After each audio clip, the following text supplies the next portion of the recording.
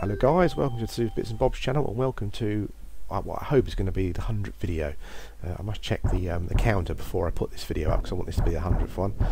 And it being a bit of a landmark video, it's got to be a special game, and we're playing Super Ghouls and Ghosts, or Chomakaimura if you like your Japanese. Yeah, I'm playing this game essentially because it's, as you can probably tell from the channel name and whatnot, it's very dear to me. It's probably my favourite game from the 2D gaming era, without question. I think there's a couple of games that get close, but I think if I have to choose one, it would definitely be Super Ghouls and Ghosts. Let's just see if we can get into the game here. I do apologise before I start, is that I'm running the game on an emulator. I do own the Japanese version of the game, but unfortunately earlier on I was trying to get a good enough quality picture on the camera running it through my TV. I just couldn't do it. You know, if any of you guys have seen the Ghosts and Goblins video, it looks a bit dark and a bit naff, and I was the lighting was all off and whatnot, and yeah, pretty much the same with Super Ghouls and Ghosts. So I'm playing on an emulator. I do apologise. I mean, I own the game, so I don't feel too bad. I just mostly feel bad for you guys because I like to play the original versions for you. But anyway, playing on the emulator, and it seems okay. So we'll see how we get on. Now, this particular game, you try and sort of say what it was about the game that makes it special.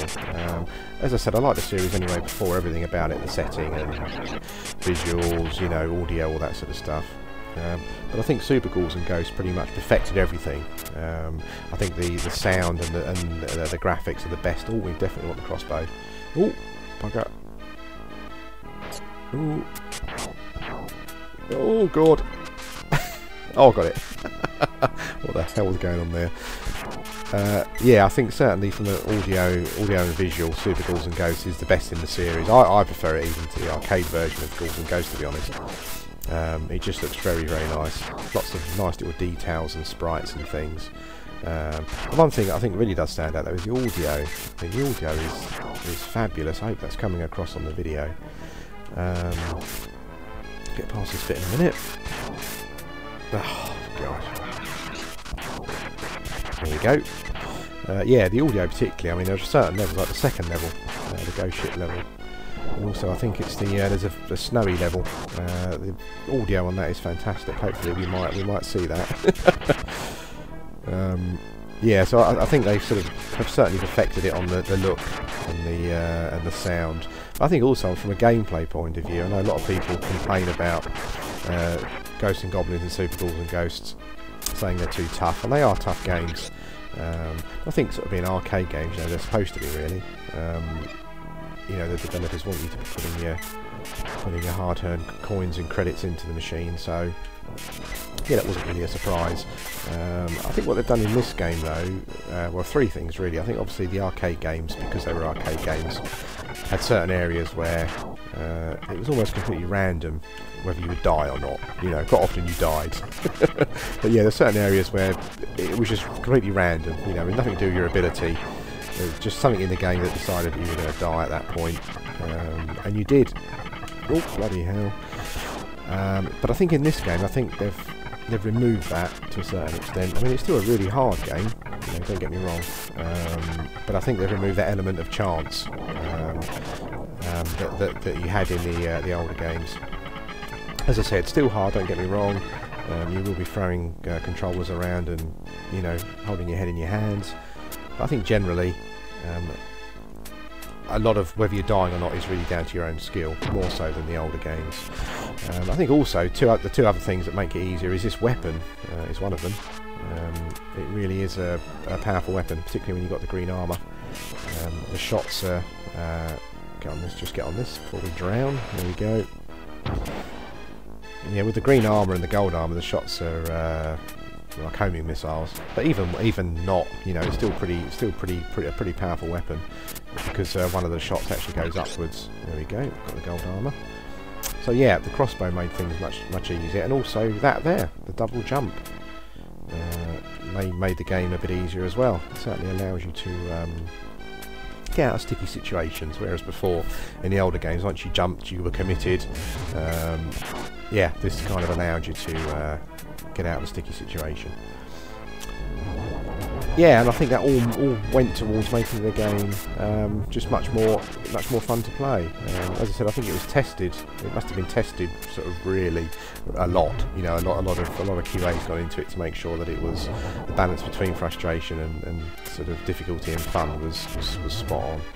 And I really think it is in this game. So yeah, those are really the things that sort of for me make it my favourite ever game. It just combines everything that I love about a 2D game and gets it absolutely right. The other thing as well is, I'm sure we've all had this before, is that I played the game at one of those points in my life where I could dedicate loads of times to the game. You know, I'm sure, oh bugger, I'm sure we've all had those, whether at school or college or whatever it may be. And we just had loads of time, you know, single. I mean, I was probably in the early 20s when this came out. And I think I was probably single at the time when I was working, and this was that game that came along where I had a load of time to dedicate to it. I used to play it all the time, sort of studying the game, you know, looking at all the little details and stuff that the game had graphically, learning how everything worked, how the levels worked, how all the creatures worked. So yeah, it was just one of those games that I had a load of time to dedicate to. And I think that's also why it's quite fond. I'm quite fond of it. Anyway, that's the take a key for coming in. That's the first level done. Now we're going on to the ghost ship level now, and this is awesome. I love everything about this. The audio particularly is really good, but it looks lovely as well. This is one of those more random levels, I think. Some of them, like the last one, you know, pretty easy, but this is a bit more random, this one. Some of the elements in the game, in the level I should say, like these ghosts will swirl around and sometimes randomly just appear. You never quite know when they're going to appear as ghosts. Those little swirls there, those guys, you never quite know when they're going to be ghosts and when they're not. Ah, bugger. And they do come at you at strange angles as well, so it's quite easy to get caught out. There we go, another one there. And if you stop as well, you sort of find yourself in trouble, because then they kind of gang up on you a bit. I'm hoping to get to the sort of middle point. Oh, bugger! Oh, maybe not. I was about to say, I'm hoping to get to the middle point of this level, like the checkpoint, because the second part of this level can be a bit long. Let's carry on going. Just want to say again, I hope that the emulator isn't spoiling your enjoyment of the game. I think you get a good idea of what it's all about. Should be a little chest down here. Now I kind of hope some green armour, but I think that's always a weapon, that one. Right, no mucking about. Let's try and get past this bit as quickly as we can. This was, I mean, I spoke about them before, but this is one of those games that sort of the company in question took one of their older franchises and essentially put Super on the front. And then it ended up being the best version of the game. Some people will sort of say that Rondo of Blood on the PC Engine is the best. Now what we're talking about, that's Castlevania, isn't it? No, sorry. In this particular game, this definitely is the best version of a Ghosts and Goblins, Ghouls and Ghosts game. I was thinking about Super Castlevania, which is another game they put Super on the front of, and it turned out to be pretty good.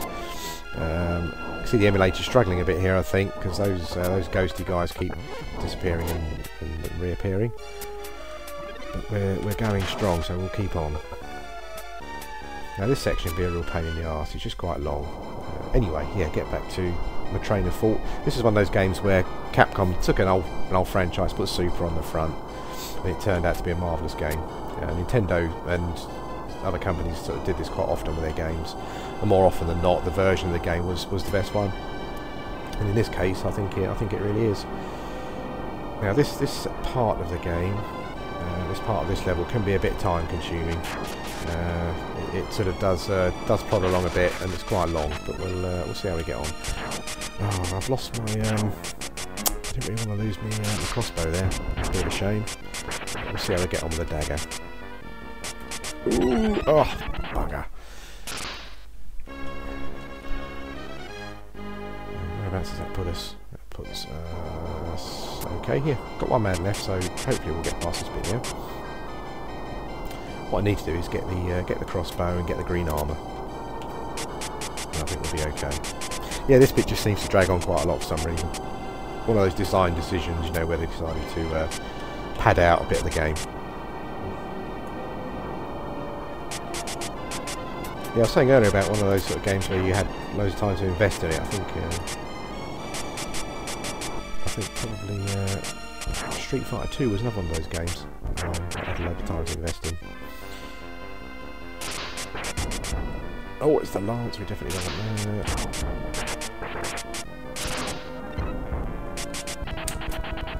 Oh no, we're gonna. Oh, I think that's the green armour there. That's the green armour there, which we didn't get anyway. Let's carry on going. Oh, bugger. Problem with the dagger is it's fast. Oh, my guy's gone missing. That's not very good. Problem with the dagger is it's fast, but you it doesn't do as much damage.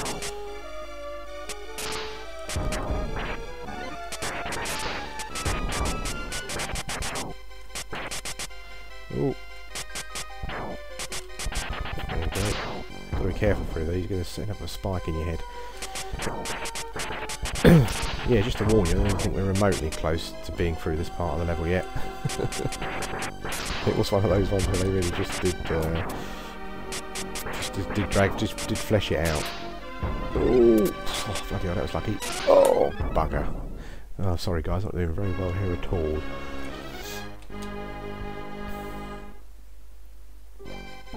I think, as you can see, you know, pretty much like the older arcade versions of the games. And it is all about what you've got, you know. I mean, if you've got the no excuses, I should get past this level.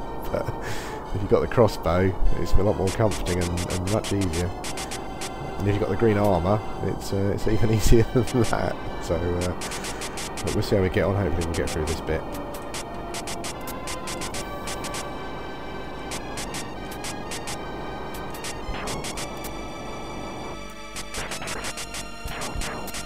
We don't want the definitely don't want the lance.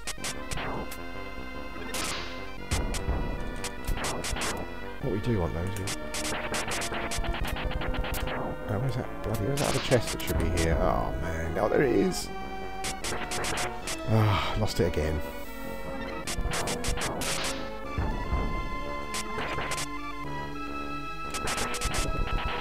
We'll just have to concentrate a bit more because we haven't got the super powered weapon.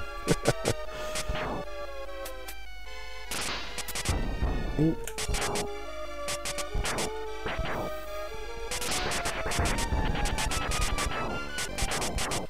This emulator actually is not too bad at all. There's a couple of bits where it kind of jumps and flicks and occasionally the sprites go missing. But it doesn't look too bad. I mean, you've got the option to put scan lines in, so that helps a lot.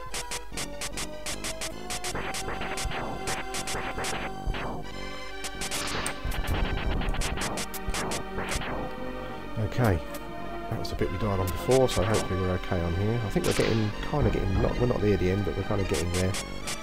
When those green guys in the background start coming along, that's where you know you're sort of getting somewhere near the end.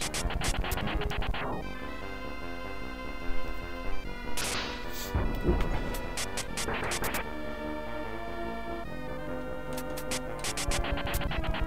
Oh, bugger.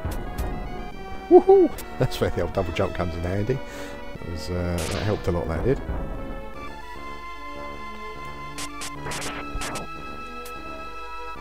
Right. I'm not sure if I'm going to get any green armour before I get to the end, but I think we're... Oh! You know what, I'm sitting there just about to say, I think the worst of it's over and we're getting near the boss, and what do? I'm going to do something really stupid. It's a real habit, that jumping, because jumping about kind of exposes the chests that are lying around. In this case, all it did was lose us our armour.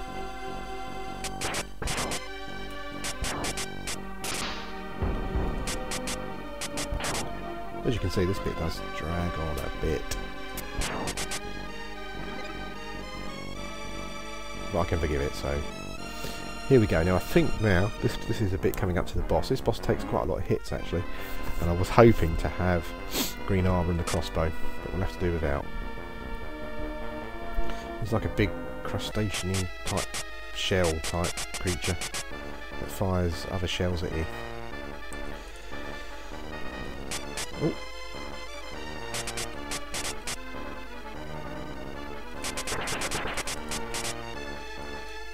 Ooh. Oh, bugger. You kind of have to hit them around the head area, so... Where's he gone?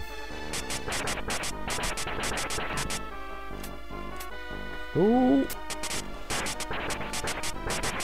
Try and get as many hits in as you can when he's moving around. Woohoo! We did him! Haha, cool! Take a key for coming in. There we go. Third level ahoy. Hope you're enjoying this. I mean, as I said, it is one of my favourite games. Well, it is my favourite 2D game of all time. And if you've never played it, I recommend it. I love the little details here, little light from the lava there glowing on the brickwork. It's all those little things that sort of make these games. Bit of green armour. Nope, side. We don't want that. Now, if we go down this stairs, you used to get a chest. Yep, there we go. Still remember some of the old tricks. Oh, there we go. Now on this level, you've got these little blighters. Oh, they're a pain in the arse because they're one of those random frustrating things that sometimes will kill you.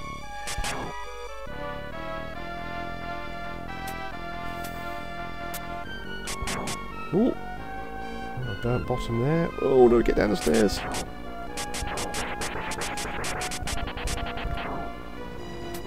Watch there, the old lava comes out there. Is there another little one? Nope. There we go. Oh, pucker. Should have remembered that. Walk down the stairs and die. And that's the end, guys. That's the end of the video, I think. The 100th video, which I hope you enjoyed. I know it was emulated. I hope that's not so much of a problem. But my 100th video consisted of some gameplay of my favourite ever 2D game. Hope you enjoyed it, and I will speak to you again next time.